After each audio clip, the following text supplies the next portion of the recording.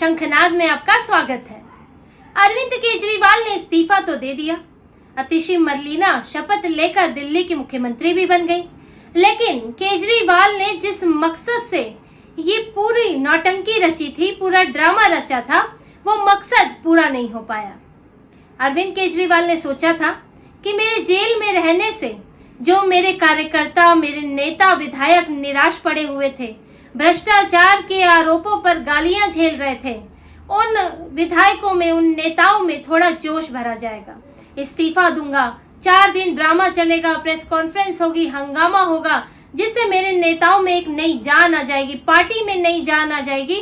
और इसके साथ साथ जो मेरे ऊपर भ्रष्टाचार के आरोप लगे हैं, उन आरोपों को मैं विक्टिम कार्ड से ढक भी दूंगा, इमोशनल कर दूंगा, और इसका पूरा फायदा मिल जाएगा चुनाव में, और पार्टी में एक तरह से नया उत्साह आ जाएगा।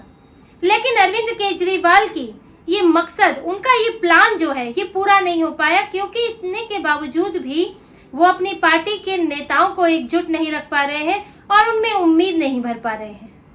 पार्टी में अब भी टकराव बना हुआ है और नेताओं के बीच में अभी भी शंकाएं हैं, नाउम्मीदी है। उनके लिए अपने 62 विधायकों को एकजुट रखना मुश्किल हो रहा है, क्योंकि इस वक्त पार्टी में अलग अलग गुट बन गए हैं। देखिए, अरविंद केजरीवाल जब जेल से बाहर आए हैं तो अब चुनाव बेहद नजदीक है और पार्टी के पास कुछ भी नया नहीं है जो वो चुनाव में ले जा सके। फ्रीबीज, जो पानी का बिल, बिजली का बिल, ये फ्री देने की जो चीजें थी, वो अब सभी पार्टियां दे रही हैं। बीजेपी भी दे रही है, कांग्रेस भी दे रही है। हरियाणा में आप देख सकते हैं, महिलाओं को भी दिया जा रहा है, कोई 1000 दे रहा है, कोई 2000, कोई 2100 दे रहा है। बीजेपी ने भी घोषणा की है, दिल्ली में भी ऐसी घोषणा हो रही है। तो फ्रीबीज कोई नई राजनीति नहीं रही, हर कोई कुछ ना कुछ फ्री में देने के लिए तैयार है। और अरविंद केजरीवाल को अब एंटी इनकम्बेंसी भी उनके साथ है। उनका ये दूसरा कार्यकाल है और वो तीसरी बार यहाँ चुनाव जीत चुके हैं। पहली बार 47 दिन की सरकार रही, फिर 67 विधायक जीते, फिर 62 जीते। अब उनके खिलाफ भी एंटी इनकम्बेंसी है, और एंटी इनकम्बेंसी सिर्फ केजरीवाल के खिलाफ नहीं है, हर विधायक के खिलाफ है जो अपनी सीट पर चुनाव लड़ा था। क्योंकि 2-2 बार से 10-10 सालों से विधायक वही है, 3-3 बार वो जीत चुके हैं। तो ऐसे में अभी चुनौती होती है कि आप अब तीसरी बार भी वहां सरकार बना सके, या कह सकते हैं कि चौथी बार भी वहां सरकार बना सके। क्योंकि इतनी ज्यादा एंटी इनकम्बेंसी होने पर विधायक के खिलाफ लोगों में कुछ इस तरह का मनमुटाव भी हो जाता है, नाखुशी हो जाती है, उसको लेकर नया चेहरा चाहते हैं या फिर किसी और को चुन लेते हैं। तो ये समस्या हर पार्टी के साथ होती है। बीजेपी ने भी, हरियाणा में चुनाव है, 2 बार से सत्ता में है, तो वहां चेहरे बदले हैं बीजेपी ने कई, इसलिए पुराने नेता जो है, विधायक जो है, वो नाराज हैं, तो आपको चेहरे बदलने पड़ते हैं। और यही कवायद आम आदमी पार्टी में होने वाली है, जिसके कारण उसके विधायकों में ये चिंता है कि कब किसका टिकट कट जाए। देखिए, 2-3 महीने पहले आम आदमी पार्टी में एक इंटरनल सर्वे हुआ था, जिसमें ये बात आई थी कि करीब 15 से 20 विधायक बदले जाने चाहिए। और अब क्योंकि पार्टी इतने कई दौरों से गुजर चुकी है, तो अब ये जो संख्या है ये करीब 30 तक पहुंच गई है कि 30 विधायक, जैसे जैसे सर्वे और आते जा रहे हैं, तो करीब 30 विधायकों का टिकट बदलने की जरूरत है, चेहरा बदलने की जरूरत है। और इसके कारण आम आदमी पार्टी में खलबली मची हुई है। एक नई पार्टी के लिए समस्याएं नहीं होती हैं, लेकिन अब आम आदमी पार्टी उतनी भी नई नहीं रही। जब नई पार्टी होती है तो सबको पहली बार टिकट मिलता है, दूसरी बार रिपीट भी हो जाता है। लेकिन जब आप पुरानी पार्टी होते हैं तो आपको ये सब झगड़े, ये सब पार्टी छोड़ने वाले, पार्टी में आने जाने वाले नेताओं से डील करना पड़ता है, और ये समस्याएं आती हैं। और आम आदमी पार्टी के सामने समस्या आ रही है, इसलिए विधायकों उनसे की नाराजगी चल रही है। पहले ही विधायक इस्तीफे से नाराज थे। कई विधायकों ने, जो पार्टी की 1-to-1 मीटिंग, 1-to-1 बातचीत हुई केजरीवाल से, तो उसमें सभी खुश नहीं थे, क्योंकि ये इस्तीफा उल्टा भी पड़ सकता है। अब कंफ्यूजन होगी कि अतिशी मुख्यमंत्री है, केजरीवाल मुख्यमंत्री हैं, खर्चे की भी दिक्कत होगी, और फिर आगे सीबीआई क्या नया कुछ कर दे, ये भी अभी नहीं कह सकते, क्योंकि अतिशी भी शराब घोटाले में तो फंसी हुई है, केजरीवाल उनका नाम लेके आए थे। तो बहुत सारी शंकाएं थी। ऐसा नहीं है कि अतिशी मरलीना तुरुप का इक्का है, उनके आते ही अब जो है सारी समस्याएं दूर हो जाएंगी, वो रामबाण इलाज उन्होंने कर दिया, ऐसा नहीं है। अतिशी के बावजूद भी अब समस्याएं शुरू होंगी, और विधायकों को यही चिंताएं थी और अब उन्हें अपने टिकट कटने का भी डर लग रहा है, क्योंकि अब अरविंद केजरीवाल तो इधर से फ्री हो गए हैं, हरियाणा से कुछ दिनों में फ्री हो जाएंगे, फिर दिल्ली में टिकट बंटवारे पर ही चर्चा होनी है, कहां से किसका टिकट कटेगा, कहां किसको मिलेगा। तो इसलिए विधायक अब अपना भी रास्ता खोज रहे हैं, वो बहुत खुश नहीं है और दूसरी जगह जाने के लिए हाथ पांव मार रहे हैं, क्योंकि चुनाव तो नजदीक है ही। और विधायकों को एक समस्या ये भी है कि अरविंद केजरीवाल उनको जब यहाँ से उनका टिकट काटेंगे तो सारा ठीकरा उन पर फोड़ देंगे, इनका प्रदर्शन अच्छा नहीं है, इन्होंने अच्छा परफॉर्म नहीं किया, ये इनकी छवि अच्छी नहीं है। लेकिन जबकि विधायकों की समस्या ये है कि हमने भले ही काम किया है, लेकिन हो क्या रहा है कि अरविंद केजरीवाल के ये शराब घोटाले के कारण आम आदमी पार्टी के जो छवि है वो खराब हो गई है। विधायकों को अपने विधानसभा क्षेत्रों में जवाब देना पड़ रहा है, कहते फ्री बीज से काम नहीं चल रहा है। आम आदमी पार्टी के नेताओं ने मीडिया में बयान दिया है, नाम न बताने की शर्त पर कई मीडिया हाउस को अखबारों में उनके बयान छपे हैं कि अब वो बात नहीं रही, कट्टर ईमानदार वाली, एक आम आदमी वाली, एक सीधे साधे व्यक्ति वाली अब छवि नहीं रही। शराब घोटाले के वजह से आम आदमी पार्टी का नाम खराब हुआ है।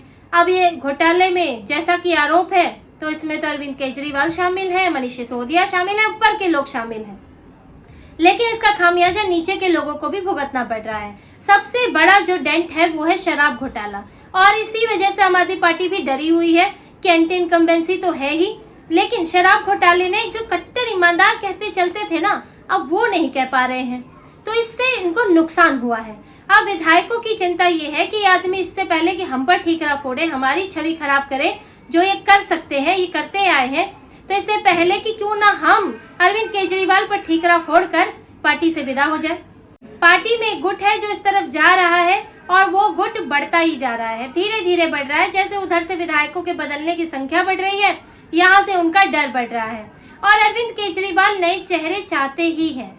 अभी उन्होंने जो मुकेश अहलावत को मंत्रिमंडल में जगह दी है, उसके पीछे के भी यही कारण है। अब वो एक दलित नेता है कहा जा रहा है, लेकिन आम आदमी पार्टी में दलित नेताओं की कमी नहीं है।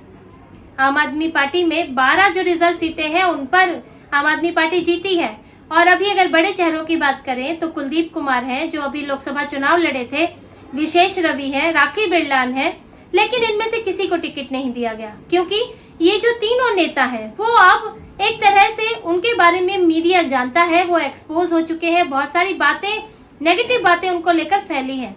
जो कुलदीप कुमार हैं वो तो अभी लोकसभा का चुनाव हारे थे, तो हारने का तमगा लगा हुआ है उनके ऊपर। विशेष रवि पर कई तरह के आरोप लगे हैं, उनके ऊपर जो है फर्जी डिग्री का मामला चल रहा था और स्थानीय स्तर पर उन पर आरोप लगते हैं। राखी बिरलान के बारे में कहा जाता है कि वो अपने इलाके में बहुत अनपॉपुलर है, वो मिलती कम है लोगों से और लोग उनसे बहुत खुश नहीं है, लेकिन जो अभी तक जीतने का फैक्टर रहा वो केजरीवाल की वजह से जीतती आई है। और ऊपर से डिप्टी स्पीकर भी है। एक कश्मीर फाइल्स के मामले में उन्होंने इतना बुरा व्यवहार किया, उनके वीडियो इस तरह के हैं कि उन्होंने हिंदुओं का मजाक उड़ाया, तो इस कारण उनकी छवि भी खराब है। तो उन्होंने एक ऐसे व्यक्ति को चुना, मुकेश अहलावत, जिनका नाम साफ सुथरा है, जो अपने इलाके में थोड़ा जाने भी जाते हैं, लोगों से मिलते जुलते हैं, तो उनको इस एक तरह से चुना गया। 2017 में आए थे, 2020 में जीते, बसपा से वो आए थे, तो मीडिया में बहुत ज्यादा पॉपुलर नहीं है। तो अरविंद केजरीवाल को एक साफ सुथरी छवि वाले व्यक्ति की जरूरत थी, क्योंकि पार्टी में कई दागी छवि हो गए हैं, कई दागी इस तरह के लोग हो गए हैं जो किसी न किसी घोटाले में, किसी न किसी आरोप में फंसे हुए हैं। और देखिए यही वजह है कि अरविंद केजरीवाल ने कैबिनेट में सिर्फ 6 मंत्री रखे हैं, जबकि वो 7 रख सकते हैं, एक पद खाली है। और मंत्रालयों की बात करें तो अतिशी के पास 13 मंत्रालय हैं, सौरभ भारद्वाज के पास करीब 10 से ऊपर मंत्रालय हैं, और अरविंद केजरीवाल जो बिना मंत्रालय के मुख्यमंत्री बने थे, अतिशी को उन्होंने 13 मंत्रालय के साथ मुख्यमंत्री बनाया है। तो उन्होंने ये मंत्रालय बांटे नहीं, वो एक और मंत्री रखते हैं, ये मंत्रालय बांट देते, लेकिन वो छेड़छाड़ नहीं करना चाहते, क्योंकि एक तो उनके पास साफ सुथरी छवि वाला नेता नहीं है, वो एक परेशानी है।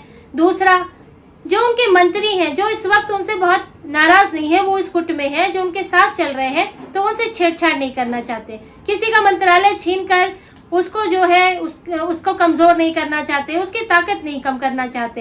अब अगर अतिशी मरलीना के मंत्रालय कम कर देंगे तो मुख्यमंत्री के तौर पर उनकी छवि कमजोर होगी, लगेगा कि मुख्यमंत्री बना दिया, मंत्रालय ले लिए। सौरभ भारद्वाज जो दूसरे नंबर पर आते हैं, उनके मंत्रालय कम होंगे, वो भी दुखी हो जाएंगे कि मुख्यमंत्री भी नहीं बनाया, मंत्रालय भी ले लिए। तो वो छेड़छाड़ नहीं करना चाहते और उनके पास कोई अच्छा नेता भी नहीं है साफ सुथरी छवि वाला। तो अरविंद केजरीवाल इसीलिए सिर्फ 6 मंत्रियों के साथ काम चला रहे हैं। तो अरविंद केजरीवाल इस वक्त इस कवायद में लगे हैं कि कैसे पार्टी को एकदम साफ सुथरा चकाचक कर दिया जाए, अंदर से भले ही काला हो लेकिन बाहर से रंगरोगन कर दिया जाए, और इस रंगरोगन में जो उन्हें दागदार लगते हैं या जिन्हें वो हटाना चाहते हैं उन पर वो सफेदी मार देंगे। और वही विधायक अब जो है बागी होने की स्थिति में है। वही विधायक है, करीब 30 से 35 विधायक है जो ये सोच रहे हैं कि इस वक्त पार्टी को विदा कहा जाए, उनका टिकट कटने से पहले वो अरविंद केजरीवाल को नमस्ते कर दें। और इसलिए वो केजरीवाल के फैसलों से सहमति नहीं जता रहे, क्योंकि ये उनको इससे नुकसान भी हो सकता है और उनको ये उम्मीद भी नहीं है कि ये आदमी उन्हें दोबारा टिकट देगा। तो ये आम आदमी पार्टी में इस वक्त काफी उथल पुथल चल रही है।